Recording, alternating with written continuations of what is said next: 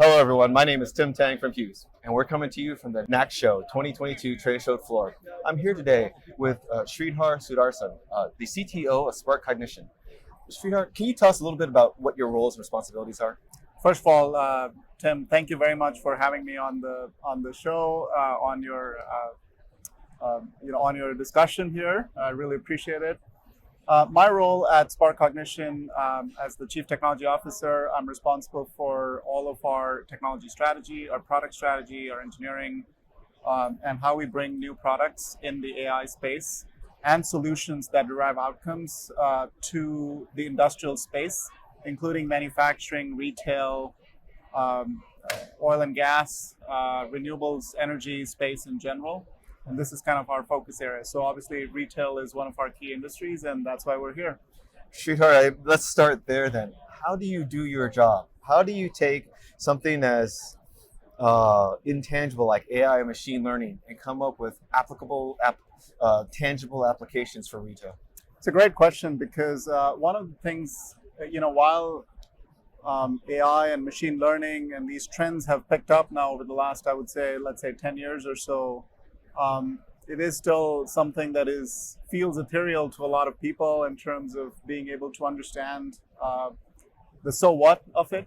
And sometimes people get very mired in the means to the end, which is the data, the collection, the infrastructure, the algorithms that you apply, which are all ingredients into an AI approach or an AI solution.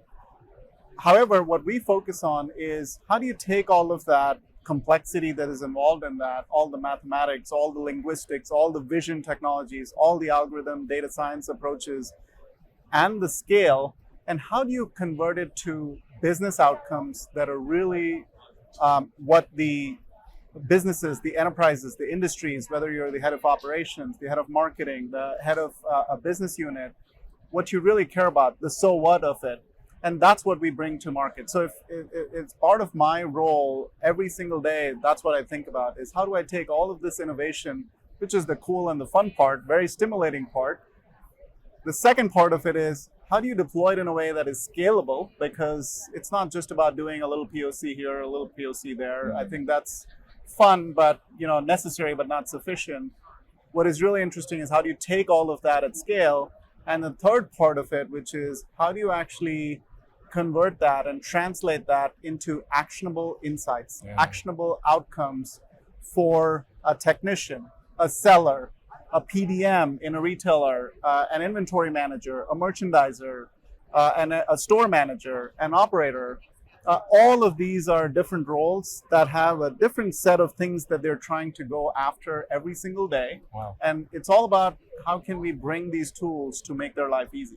Can you maybe take us through an example? How do you do this? What kind of framework do you do, and what is your thought process like? So maybe I'll take a couple of different examples. So since a lot of our audience here are in the retail industry, maybe I'll take an example of, let's say, a convenience store, where maybe all of us are familiar with that, and we're here at NAC, so I think it's probably more relevant here for this audience as well. But the same thing applies to grocery or electronics or big box retail or forecourt in the gas station industry as well. So let's take a simple example of knowing your customer as an example. How much do you know your customer, and how much do you not know about the people that are coming into your store who are not quite your customers yet? And what does that look like? So how do you sort of translate that information and take the appropriate action? Now, as the person who runs sales or marketing for a store or for a chain of stores for an entire company, what they're constantly looking for is how do I provide excellent customer experience to the people that are walking into my store? Well, the first thing you need to know is what is the journey of that customer into a physical store, as an example. And physical stores are not going away anywhere anytime soon. I think it's going to be an aggregation of online and physical stores. I think we all, as long as we as humans exist, there's always going to be this need to touch and feel things. So how do you sort of track the journey of that person through the store? How long are they spending time in a certain aisle, in a certain section? What direction are they looking at? What products are attracting them? How do you actually stock the inventory within the store? What products are they picking up? considering, but then not buying. Do you know that? You probably don't have that information other than perhaps anecdotal data. But imagine now taking advantage of cameras that are already within your store, your stores are equipped with cameras, but being able to now use that in an anonymized fashion, but really knowing that, hey, a person really spent time looking at these products, but they're not buying it. But more importantly now, aggregating that over a week, over a month, and then finding out that there's either something wrong with the product, placement, location, or the type of customer that is actually doing that. But if you don't know that, you cannot take the action. So this is about collecting visual data. In this case, there is no sale that was made, so you don't have the point of sale data. But in other cases, you might have that. Being able to combine both of these things, and now as the person who runs the marketing or runs the product placements within that store, how do I now apply that insight? That is something that I don't know, because I'm not an expert on retail like you are. But if I provide you with that information and that insight, not the data, but the insight, you can make that decision. You can make appropriate decisions, test these out. And the beauty of an AI system is that it learns. So it's not a one-time, business rule that you set up, you're done with it, but you're constantly setting these up, you're testing it. In the tech world, you have this continuous beta notion where you're constantly learning, assessing, evolving, and growing along with the journey that your customers, your inventory, your vendors are all sort of coming together. That's what we're providing here for you. So to me, that's a simple example, but hopefully that kind of brings the point. That's tremendous. I was wondering maybe if you could expand a little bit more on that in terms of what kinds of problems is AI most well suited to address and deal with, in terms of what types of things are you looking for? What kinds of learnings are you trying to leverage the AI's learning capability to solve? So in the retail space, I think if that as an open question can be probably multiple hours of such sessions that we can have. But if I may sort of narrow that question down into applying, let's say, for the retail audience, to me, there's obviously, we can start from the bottoms up, which is what kind of data do you have? You have point of sale, you have CRM information, you have product data, you have inventory data. How do you make sense of it? That's sort of a bottoms up approach that I think sometimes people tend to take. And it's like, I have all this data, what can I do with it? It's one way of thinking about the problem. The other way that I like to think about is, what problems are we trying to solve, and what problems have we not even thought about today? So if I start from there, then the intelligence can be applied, and then the data becomes sort of a means to the end. So as an example, if we take a retail, and this is any retail, by the way, there are 3 or 4 big areas that I have consistently heard about, including the last couple of days at this conference, which is talk about loss prevention. It's a big problem. It's something that is very important in this industry. You think about merchandising, inventory management. You think about operations in your store, right? How are my employees doing? Are they actually spending enough time with the customer? Are there unauthorized people in areas where there shouldn't be? Now, if you think about solving all of these problems, you can probably get lost in all the different data sets that you need to look at. One approach that we have taken is to apply vision technology, computer vision technology, using infrastructure that you likely already have within your store. So for example, almost every store that I'm aware of in the US has cameras both inside and some outside the stores as well, right? The degree of connection of cameras can vary, and this is obviously something that Hughes, as an example, works on, but there are cameras that already are present. However, the information from that camera is being used very passively, if at all. So what do I mean by that? Which means that you either are not even looking at that camera feeds because they're going into some DVR system, and then it expires after whatever expiration policy that people have, and it's gone, right? Or you have in some companies, they have many monitors, and they have people that are actually looking at a large number of monitors and screens to then observe certain kinds of behavior and pattern. But we all know, as humans, if I have 10 screens, it's hard enough for me to watch one TV screen and follow every single thing going on. And imagine now, people that are looking at many screens and staring at them all day long. There's always things that can be missed, right? So you're only getting sort of snapshots of things that you care about. But in some cases, maybe that's sufficient. In most cases, it's not. So what we're saying is this is passive data that is not being used for infrastructure that you've already paid for and that you already have. So how do we convert that into an active sensor that is almost becoming an omniscient manager for you, that is being able to track inventory, product, merchandise, your back office, your front office, your customers, and be able to give you the insights? Wouldn't that be wonderful? That's the core technology that we've applied, that we're trying to sort of bring into the retail space, because it's easier for people to get.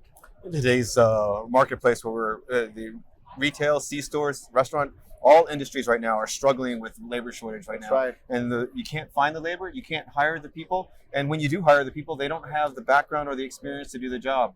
And so it begs the question of, how do we take data and how do we use that to simplify the job so that somebody with less experience can still handle the responsibilities in a very competent manner? It's such a timely topic about labor shortage right now, hitting every single industry, and especially in retail, which has already had a lot of turnover in the past, and now it's just continuing to grow.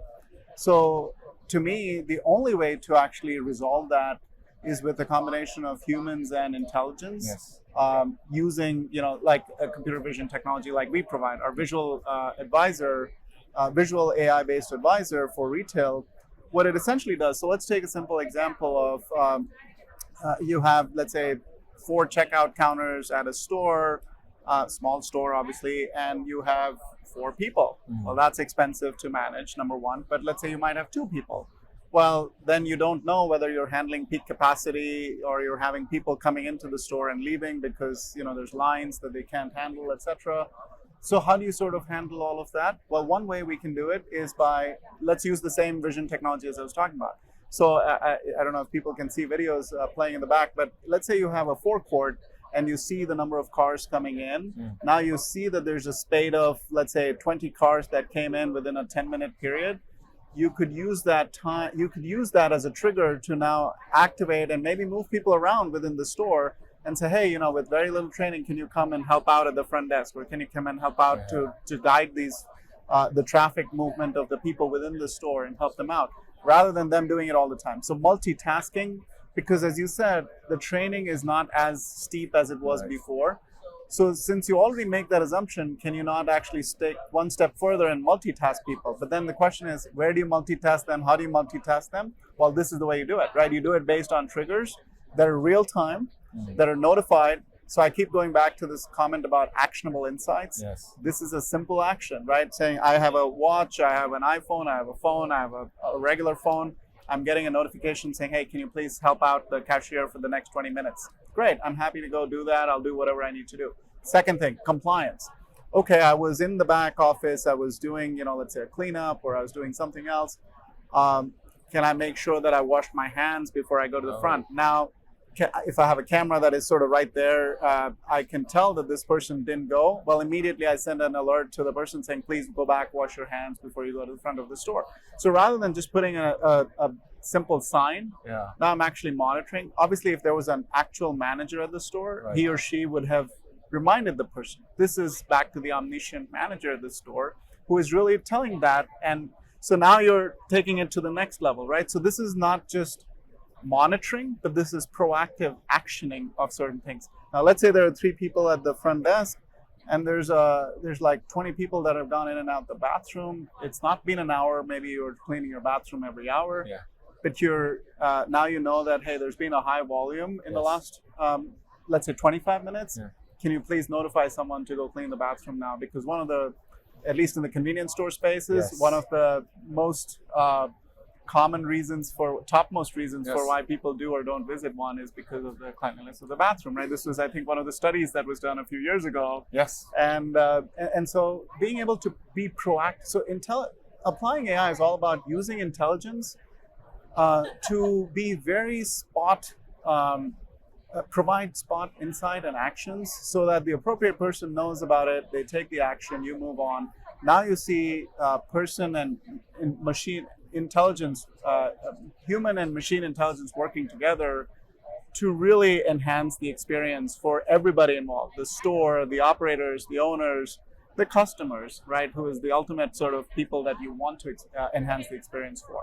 What does that do? Well, it drives excellence. It delights people, right? I think we're all happier, and I think we all want to look for things to do that. So. You're describing a world where you can easily envision how employees might be self-motivated now, that they know that whatever work that they do, whether it is keeping the shelves stocked appropriately or keeping the bathrooms clean, they will be noted for, they will be observed, they will get credit for, and they will be realized that, all the things that I do actually matter, count, could be even gamified to some extent to have them self-motivated to basically drive up their own and improve their own performance. Absolutely. In fact, there are certain stores that we're running this in where there are several thousand outlets that they have.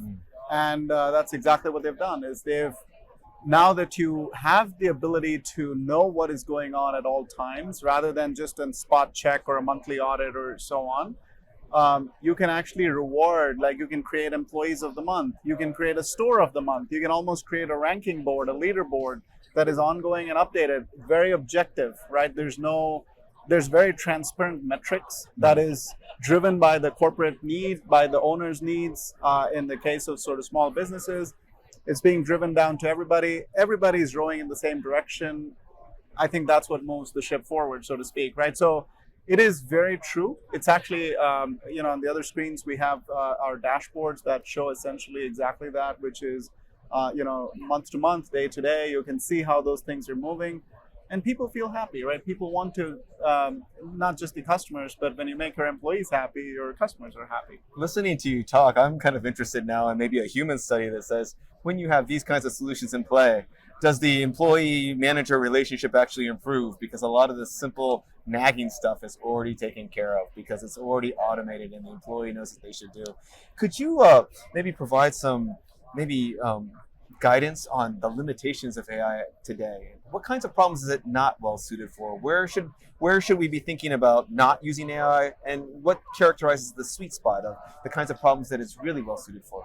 Yeah, so actually, before I answer that, I want to make a comment on the human component that you made, the people to manager relationship comment you made earlier, because we service using our vision and our other sensor technologies in a variety of different industries, as I mentioned at the beginning. And when you talk about computer vision and cameras, there's always a little bit of a skepticism about, hey, is there a big brother, watching us kind of a deal. I think this is actually the opposite, which is you don't really need humans to watch videos anymore, but you're actually getting proactive notifications, and you as an employee can get notified, reminders. It's not always comes from bad intentions or ill intentions. It's sometimes, it's just fatigue, it's tiredness, it's a variety of different things. So being able to sort of have those reminders makes people do things a lot better, makes the managers, sort of feel a lot better.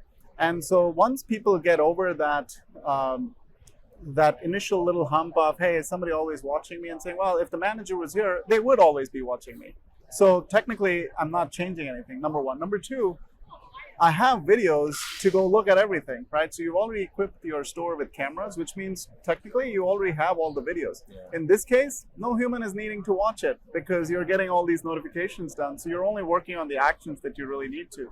So we've actually seen that journey, because we've talked to some companies that have had, labor unions and things like that. And it actually has been good, because ultimately when people realize that this is benefiting them. So we've talked about safety use cases as well, like we do gun detection or weapon detection. And if you think about, everybody wants to be in a safe environment. Yeah. We all do. I think given the violence sort of incidents that we're all seeing every day around all of us, I think these are things that we're trying to protect and create a warm, safe, friendly, happy environment for people. So I think once people realize that, it is a curve change in terms of how the people-to-people relationship changes. It's not just employee-manager; it's employee-customer, it's customer-manager. It's the whole ecosystem completely changes. And I would like to highlight one thing you said. We're not collecting new data. We're using data that is already being collected. That's exactly right. You're just applying intelligence to it. Excellent, excellent. And to your question about what are the limitations of AI, I think